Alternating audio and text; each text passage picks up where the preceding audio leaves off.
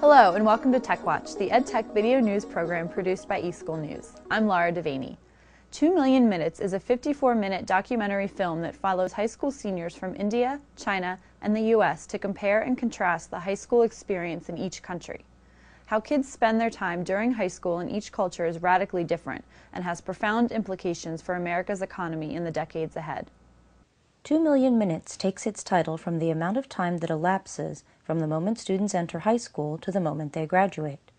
And if it's true there is a battle being fought around the world for the future of the global economy, then it's clear from the film that students in India and China, on the whole, are spending this time in ways that are much more conducive to future success. America is the one country in the world that doesn't seem to recognize that it's in competition for the great minds in the capital of the world. In terms of the value that Americans add to this increasingly integrated global economy, Americans are adding relatively less and less. There's a chance that I'll actually have to start putting more effort into schoolwork. 2 Million Minutes was produced by Tennessee venture capitalist Bob Compton, who says his inspiration for the film was a recent trip to India. I was visiting one of my software companies over in India, and while I was there, decided to visit some schools. I have 2 teenage daughters, and so I went and visited the schools and met a 13-year-old girl, just like my 13-year-old daughter, and in chatting with her, discovered she was 2 and 3 years ahead of my daughter academically, and not just in math and science, but also in world history, actually even in U.S. history. She could name more presidents than I could. At first I thought perhaps I'd just stumbled on a school of Indian geniuses, and then I decided to go visit other schools around. At the time I was in Bangalore, but then I eventually visited schools all over India. And what I found was consistent across India, from urban Bangalore to rural India out in the rice and mango fields. All of the kids who were the same age as my children were more advanced academically. And so that got me thinking. And then the seminal moment and what really triggered the film was I went to a first grade class, and these are 5 and 6 year olds, and I asked one simple question. What do you want to be when you grow up?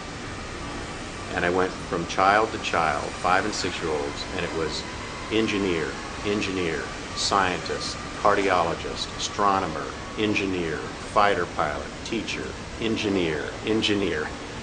And I was just stunned that at the age of 5 and 6, these children had already set such very high career ambitions. The problems are as much societal and cultural as they are with the U.S. education system, the film suggests. Looks like the American student's life is like, almost a dream. It's like no studying, very light syllabus. My mom has always said that college was kind of a big step. I want to join a sorority, which obviously you're going to party a lot, you have some fun, tailgate, do some crazy stuff. So the Indians and Chinese treat academics the way we treat sports.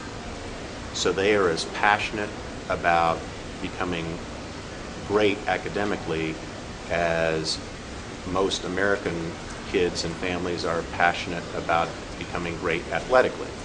The problem is, from my perspective, the economic battles of the 21st century are not going to be fought on the football field, the basketball court, or the baseball diamond. They're going to be fought in the laboratories and engineering facilities and new product development, and not in the world of sports.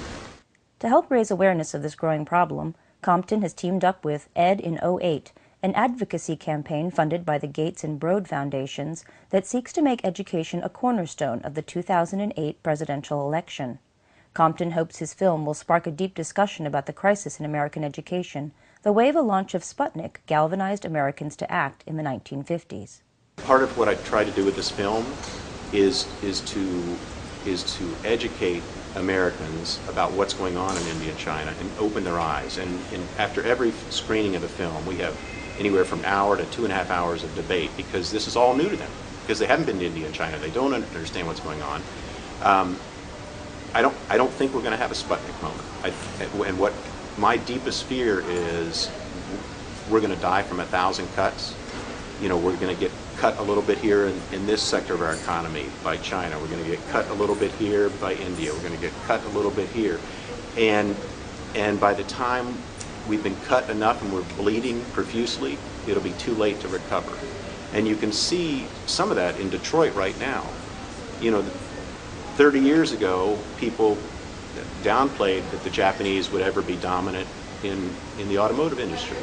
I mean, today, Toyota is the largest auto manufacturing company in the world and the most profitable. And GM, Ford, and Chrysler are struggling and may die. So we've got to wake up now. And I think what needs to happen is, which is why I partnered with the Gates and Broad Foundation and the Ed in 08 initiative, is the president needs to set the tone. The president can't make the changes. The president needs to inspire us. We need another Kennedy-esque moment where we're going to put a man on the moon by the end of the decade. We're going to be the best educated population in the world, bar none, and inspire us to get there. Don't give us a lot of federal programs and more bureaucracy. Give us inspiration, and then I think the action takes place at the gubernatorial and mayoral and school board level. For more information about 2 Million Minutes, go to www.2mminutes.com. For more on the Ed in 08 campaign, go to www.edin08.org. eSN TV, your #1 source for video news and information from North America's leading EdTech publications, from the world's foremost EdTech website, the eSchool News Network, America's EdTech authority. Watch eSN TV. Encounter the field's most fascinating personalities, the innovators who are turning the old school into the e-school. Watch eSN TV. Meet notable educators, advocates, and leaders. Watch eSN TV. Get real-time coverage of EdTech's most important gatherings. Stay up to the minute. Get the EdTech news and information you need to succeed. Watch eSchool News TV.